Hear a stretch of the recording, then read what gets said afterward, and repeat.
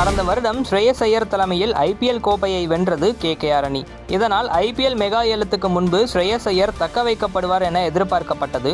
ஆனால் ஏலத்துக்கு முன்பு கொல்கத்தா அணியால் ஸ்ரேயஸ் ஐயர் விடுவிக்கப்பட்டார்.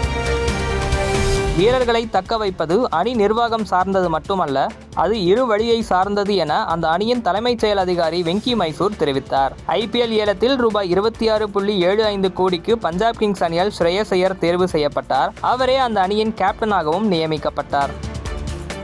ஐபிஎல் ஏலத்தில் வெங்கடேஷ் ஐயரை ரூபாய் 23.75 கோடிக்கும் மூத்த வீரர் ரஹானேவை ரூபாய் 1.5 கோடிக்கும் தேர்வு செய்தது கேகேஆர் அணி. ஐபிஎல் 2025 போட்டிக்கான 10 அணிகளில் 8 அணிகளின் கேப்டன்கள் உறுதியான நிலையில் தில்லியும் கொல்கத்தாவும் மட்டும் தங்களுடைய கேப்டன்களை அறிவிக்காமல் இருந்தன.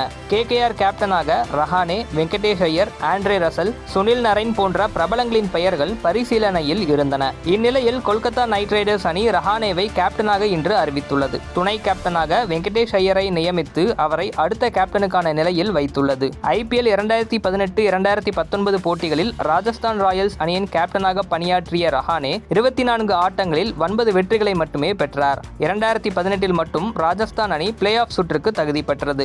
எனினும் அண்மை காலமாக உள்நாட்டு கிரிக்கெட் போட்டிகளில் ரஹானேவின் தலைமை பண்பு மிரட்டலாக உள்ளது. கடந்த ஆண்டு ரஞ்சி கோப்பையில் ரஹானே தலைமையிலான மும்பை அணி கோப்பையை வென்றது. மும்பை அணிக்கு 27 ஆண்டுகளுக்கு பிறகு இரானி கோப்பையையும் ரஹானே வென்று கொடுத்தார். நடப்பு ரஞ்சி பருவத்தில் மும்பையை அரையிறுதி வரை அழைத்துச் சென்றார்.